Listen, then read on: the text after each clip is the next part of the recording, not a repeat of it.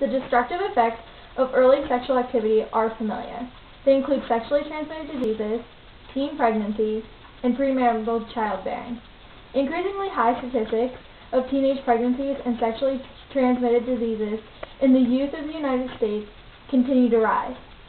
Author Amy Sullivan points out a few eye-opening statistics in her journal entitled How to End the War Over Sex Ed, when she states that there were 41.9 births for every 1,000 teenagers ages 15 to 19 in the year 2006, a rate that is more than 3 times that of Canada, reporting 13.3 per 1,000 during the same period.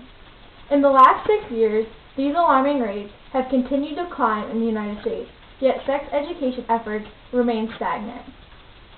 The Family First Aid Center, Help for Troubled Teens, identifies that when it comes to sexually transmitted diseases, the United States offers dolefully inadequate education.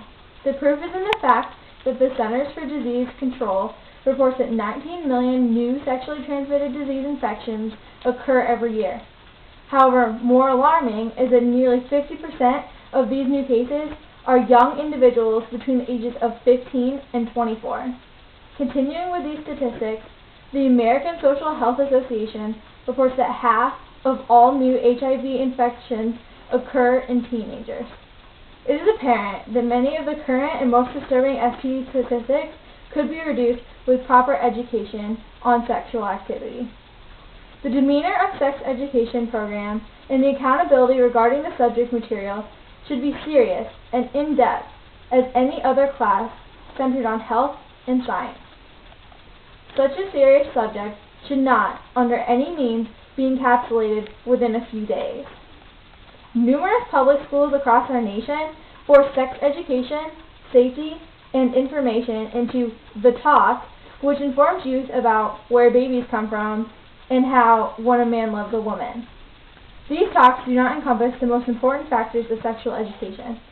This imperative information must be lengthened, taught, and stressed to protect and inform youth of the United States. The Public Schools Parents Network believes that public school administrators should present a more dignified and academic approach to the delivery of sex education, complete with tests and grades, therefore impressing upon teenagers that they should view sex as a part of their human development rather than a recreational activity. In an effort to develop the best plan for mandated sex education curriculum nationwide, the United States must look to examples for such a program. In July 1998, 40 professionals and graduate students from the U.S.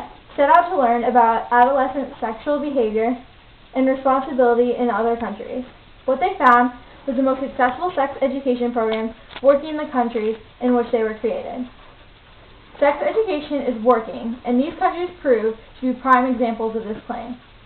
In the Netherlands, France, and Germany, adolescent sexuality is regarded as a health issue rather than a political one or a religious one, which is too often the case in the United States.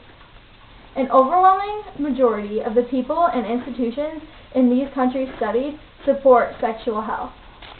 In the countries studied, adolescents are valued, respected, and expected to act responsibly, including sexual responsibility. In no way can the society of the United States be transformed entirely, nor the values of the country as a whole.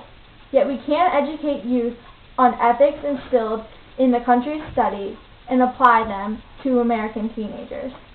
The reality is that adolescents in European countries do not have the lofty statistics as teens in the U.S. However, European youth have something that American youth do not.